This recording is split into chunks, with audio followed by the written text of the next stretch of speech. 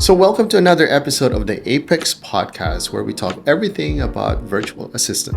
I'm your host, Philippe Soriano, and in today's episode is part 2 of the previous episode where I talk about the pros and cons of becoming a virtual assistant. And in this episode, I'll be talking more about the pros of becoming a virtual assistant. So last time I've talked about the cons and how people reacted to it with negative emotions. This time, maybe these things can change your mind. So the very first pro of becoming a virtual assistant is you get to spend more time at home. Yes, the struggle is over where you need to commute or drive to work and get stuck in traffic 2 to 3 hours daily. And this means more time for yourself, more time for your family, and more time to invest in other things to improve your career. Another great thing of becoming a virtual assistant is you get the flexibility to choose the skills and career path.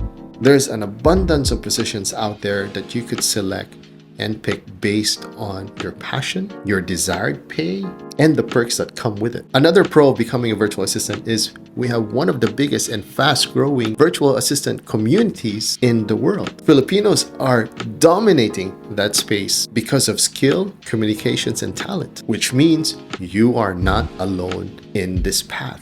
Another advantage of becoming a virtual assistant is you can work on multiple projects at the same time and get paid twice or 3 times more than what you used to earn. And a way to do this is you either have one full-time job, one project-based, and one part-time, or all of these can be all project-based and results-based. And basically, if you deliver this with efficiency, that alone can help you double and triple your income month by month. Here's one of the pros that I personally love.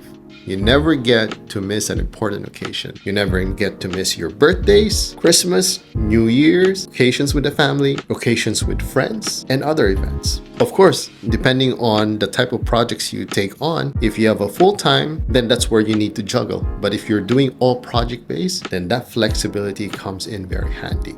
Here's another pro that I actually enjoy. Since we are called virtual assistants, it all means that we work remotely and virtually. And as long as I have the internet available to me, I'm able to work locally and globally. So it doesn't matter where I am. I could be at the beach, I could be exploring Europe, I could be sightseeing in Africa, and I could travel and visit other parts of the world so long that I have a strong internet connection with a laptop or a tablet. Last but not least, I think this is one of my favorites. I know I've mentioned this in the last couple of pros, and I'm pretty sure there are more advantages of becoming a virtual assistant. And to sum up this favorite of mine in one single word, is called flexibility. That term alone is the very reason why I love this space so much. You are flexible with time, location, occasions, skills, pay, and everything else. You get to control your life and do the things that you've always wanted to. Pretty sure I've missed out a lot on important ones. If there are any other pros or advantages that you want to share, please do comment them below and share your most favorite part of being a virtual assistant.